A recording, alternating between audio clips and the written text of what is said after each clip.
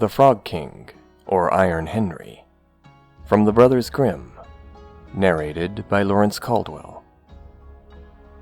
Once upon a time, there was a princess who went out into the forest and sat down at the edge of a cool well. She had a golden ball that was her favorite plaything. She threw it up high and caught it in the air, and was delighted by all this. One time, the ball flew up very high, and as she stretched out her hand and bent her fingers to catch it again, the ball hit the ground near her and rolled until it fell right into the water. The princess was horrified, and when she went to look for the ball, she found the well was so deep that she couldn't see the bottom.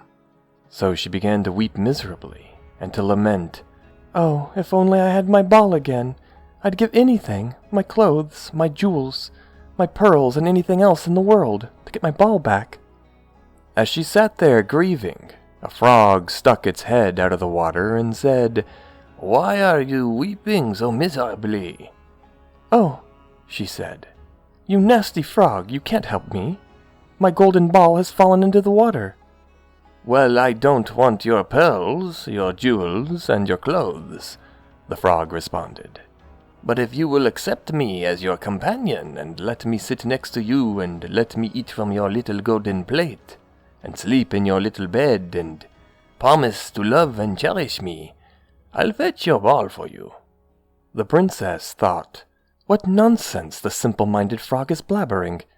He's got to remain in his water, but perhaps he can get me my ball, so I'll say yes to him." And she said, "Yes, fair enough. But first fetch me the golden ball. I promise you everything." The frog dipped his head beneath the water and dived down. It didn't take long before he came back to the surface with the ball in his mouth. He threw it onto the ground, and when the princess caught sight of the ball again, she quickly ran over to it, picked it up, and was so delighted to have the ball in her hands again that she thought of nothing else but to rush back home with it. The frog called after her, "Wait, princess! Take me with you, the way you promised!" But she didn't pay any attention to him. The next day, the princess sat at the table and heard something coming up the marble steps. Splish, splash, splish, splash. Soon thereafter it knocked at the door and cried out, "Princess, youngest daughter, open up!" She ran to the door and opened it, and there was the frog whom she had forgotten. Horrified, she quickly slammed the door shut and sat down back at the table. But the king saw that her heart was thumping and said, "Why are you afraid?" "There's a nasty frog outside," she replied. "He retrieved my golden ball from the water, and I promised him that he could be my companion, but I never believed at all he could get out of the water. Now he's standing outside in the front of the door and wants to come inside." As she said this, there was a knock at the door, and the frog cried out, "Princess, youngest daughter, open up! Don't you remember what you said down by the well's cool water? Princess, youngest daughter, open up!" The king said, "You must keep your promise no matter what you said. Go and open the door for the frog." She obeyed, and the frog hopped inside and followed her at her heels until they came to her chair. And when she sat down again, he cried out, "Lift me up to the chair beside you." The princess didn't want to do this, but the king ordered her to do it. When the frog was up at the table, he said, "Now push your little golden plate nearer to me so we can eat together." The princess had to do this as well, and after he had eaten until he was full, he said, "Now I'm tired and I want to sleep. Bring me upstairs to your little room. Get your little bed ready so that we can lie down in it." The princess became terrified when she heard this, for she was afraid of the cold frog. She didn't dare touch him, and now he was to lie in her bed next to her. She began to weep and didn't want to comply with his wishes at all.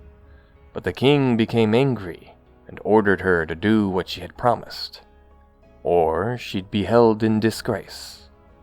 Nothing helped. She had to do what her father wanted, but she was bitterly angry in her heart.